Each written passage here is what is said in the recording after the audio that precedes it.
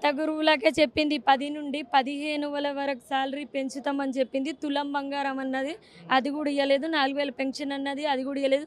Young అమ్మాయిలకు స్కూటీలు ఇస్తానని చెప్పి ఓట్లు లూటీలు చేసిన ప్రభుత్వం ఇది. కాబట్టి ఇప్పుడు ఎక్కడ కూడా కాంగ్రెస్ ప్రభుత్వాన్ని నమ్మే ప్రసక్తి లేదు.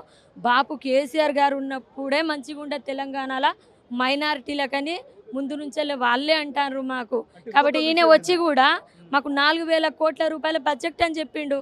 ఇప్పటివరకు ఏమొచ్చింది మాకు? ఇప్పటివరకు ఏం రాలేదు కదా. మరి ముస్లిం మైనార్టీలకు పెద్దపీట వేస్తున్నామని పదే పదే రేవంత్ రెడ్డి చెప్తా ఉన్నాడు. ఇతర మంత్రులు కూడా ప్రస్తావిస్తూ ఉన్నారు, ప్రజల్లోకి తీసుకువెళ్తూ ఉన్నారు. మరి పెద్దపీట వేసినట్టు కనబడుతుందా, లేకపోతే అన్యాయం చేసిరు అనుకోవచ్చు?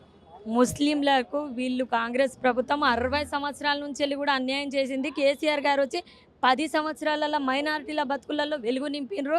మళ్ళీ ఇప్పుడు కాంగ్రెస్ ప్రభుత్వం వచ్చి 22 నెలల నుంచి మళ్ళీ మైనారిటీలకు అన్యాయమే చేస్తుంది. మహిళలకు సంబంధించి ఫ్రీ బస్సు పెట్టినామని చాలా గొప్పగా చెప్పుకుంటా ఉన్నారు. ఆ ఫ్రీ బస్సు ద్వారా నెలకు 3,000 నుంచి 6,000 వరకు మహిళలకు మిగులుతూ ఉన్నాయి డబ్బులు. అదనంగా అంటే మేము డబ్బులు వాళ్ళకి ఇండైరెక్ట్గా కూడా ఇస్తామని చెప్తా ఉన్నారు.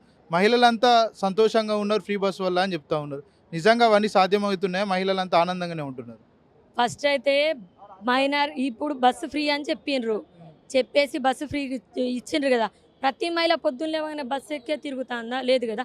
సరే, మీరు బస్సు ఫ్రీగా ఇచ్చిండ్రు, మరి అధిక సంఖ్యలో బస్సులు ఇవ్వనుండే, బస్సులు తక్కువ అయిపోయినాయి, మహిళలు ఎక్కువ అయిపోయినారు, బస్సు టైర్లు కూడా ఊసిపోయిన సంఘటన జరిగింది.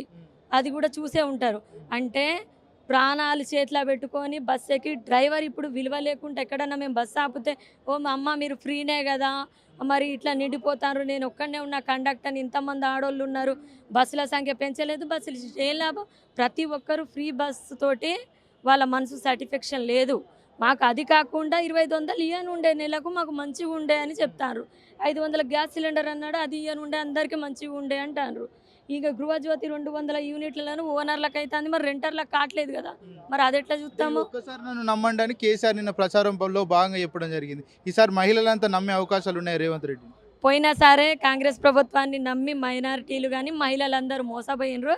నమ్మే ప్రసక్తే లేదు, కాంగ్రెస్కి ఓటేసే ప్రసక్తే లేదు. జూబ్లీహిల్స్లో గెలిచేది బీఆర్ఎస్ పార్టీ.